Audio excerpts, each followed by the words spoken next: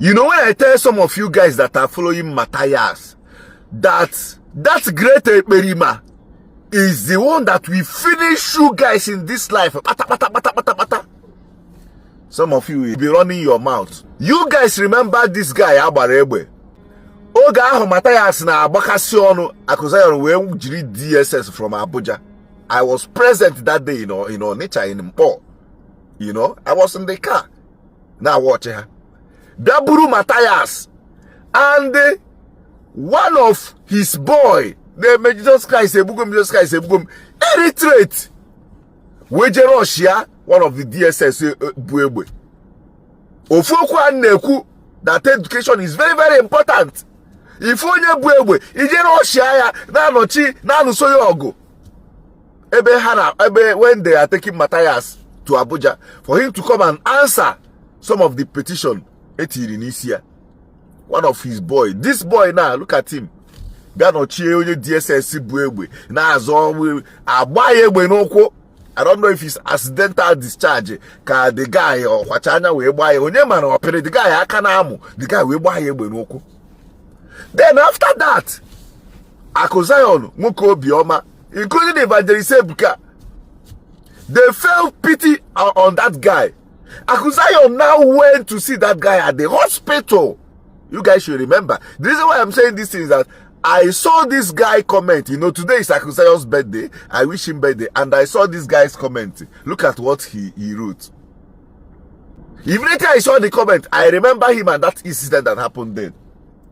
So when Akuzayon went to the hospital to visit this guy, back on the list, say some of you here on my page don't know when this whole Mathias thing started. Some of you thought that I started speaking against Mathias today. Akuzayon went to the hospital to see this guy. I could promise this guy that he will give this guy 1 million naira for his treatment. Then, when this guy recovered, fully recovered, he will use 2 million naira to establish him, to set up a business of his choice. Akuzayon went to see this guy, Jerry Nusonye DSS Buebwe, Ogo. Kana do Mathias, ka onyohi, accidentally, eba abaya noko. I could visit this guy then and promise to take care of the treatment, donate 1 million naira, and also promise to take care of this guy once this guy recovered and set him up with some of 2 million naira. In any business of his choice. This guy called Akuzayon and tell Akuzayon not to give him all the whole 1 million naira in the presence of Fundiome and Mathias Ezeaku, or in that hospital, because Aku went with cash. That was when we are struggling to gather cash, but Aku managed to gather the money in cash. The Ibera hospital for this guy. So as I was saying, this guy called Akuzayon by the side and tell Akuzayon not to give him all the 1 million naira there. That Ndiome and Mathias Ezeaku will collect that money from him. That Akuzayon should send his brother somewhere in Ebonyi State 500,000 naira and then leave 500,000 naira cash there with him.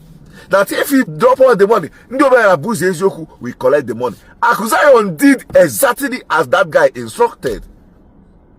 And they sent 500,000 naira to his brother's account. Then after Akuzayon visited and left, Mathias and his member started making unnecessary issue. Mathias, the great illiterate, I always emphasize on education is very, very important.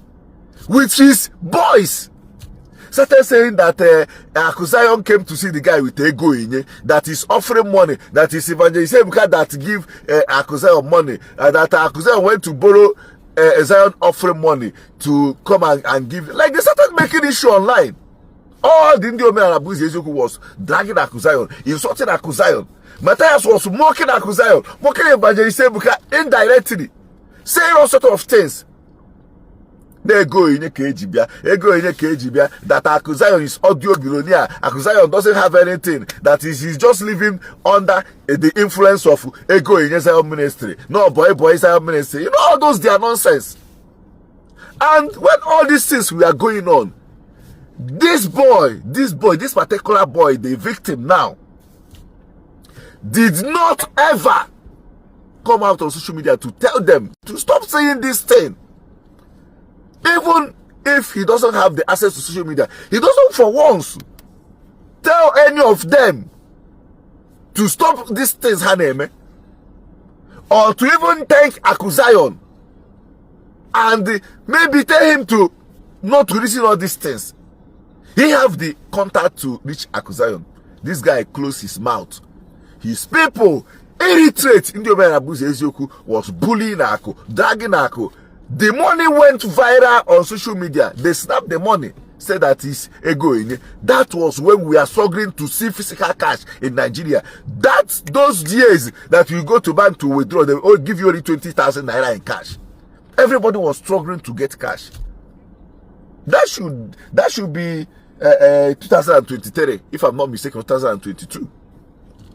They take the money ego in it and be posting all over social media, abusing Aku. Akuzion got angry and said he is not going to give him the remaining 2 million naira. Because the way this guy was bullying him, dragging him, mocking him, Aku said he's not going to give that guy the remaining 2 million naira. And from today, that was then, that he is not responsible for anything that has to do with his treatment. That Ome and Mathias Ezeaku people should take care of the guy. They now turn. They say that I could promise and didn't fulfill his promise. I could promise and didn't fulfill his promise. And I'm gonna do what Akuzion did if I'm in that. I will not only do what Akuzion did if I'm in his shoe.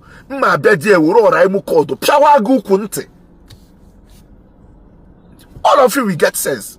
That is the same being educated that they educated. They can never try to do that rubbish then. Even though they wanted to say something, they would have waited for that guy to get recovered. And now, ever since then, when I got angry, said he's not going to take care of the remaining promises he made to him. Mathias, the great Ekperima, Ozibondo, cannot take care of this guy. How can he do with the clutch for how many years now?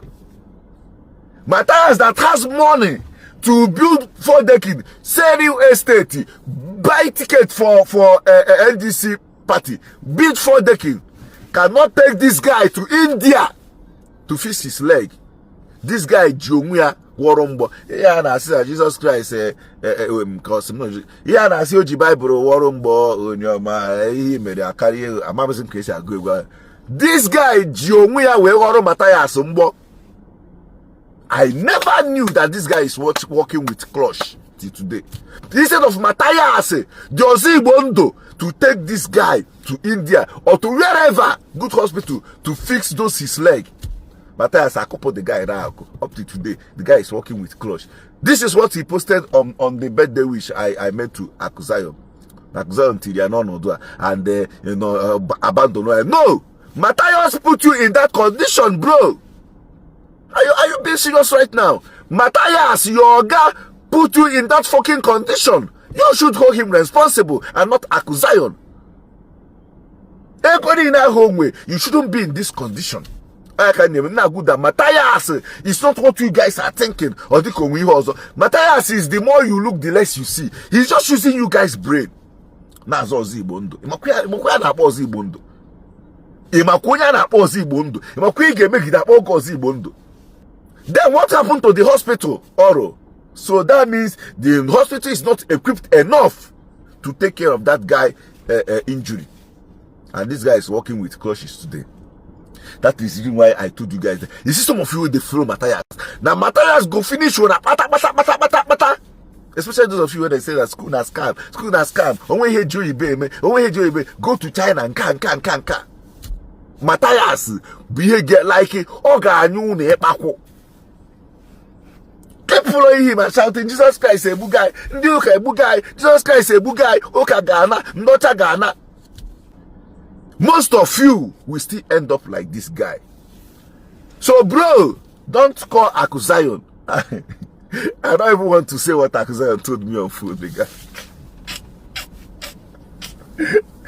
I don't want to say what Aku told me on phone regarding this whole issue. You know? But, bro, hold Mathias responsible. Okay? Matthias is the one that put you in that fucking condition and not Akuzion. Most of you are daft. Most of you are irritated. You can't even reason with your common sense. I'm helping you. Somebody promised to take care of you. Here now, here. Go ogi wa irritate. Je buru onwe gi tin egbe. If you egbe ji nu si ogo. O haprom daddy ji home. Haprom daddy. Onye ndu. We are not body Igbo. Ki you are not body yourself. Maase. E were egbe. Towa gba gi n'okwu. Inwe uche. Ofokwa na-egwu. If you guys need proper education to know when to react, when to speak, and when to remain silent. Bro, Mathias is responsible. Okay? He's the cause of your problem and not Akuzion. You self behave like a tout. He behave like here. Look at the condition, you know, and since then, he can just clutch. You know, Omena na Bruce Ezeaku nando. Ndocho.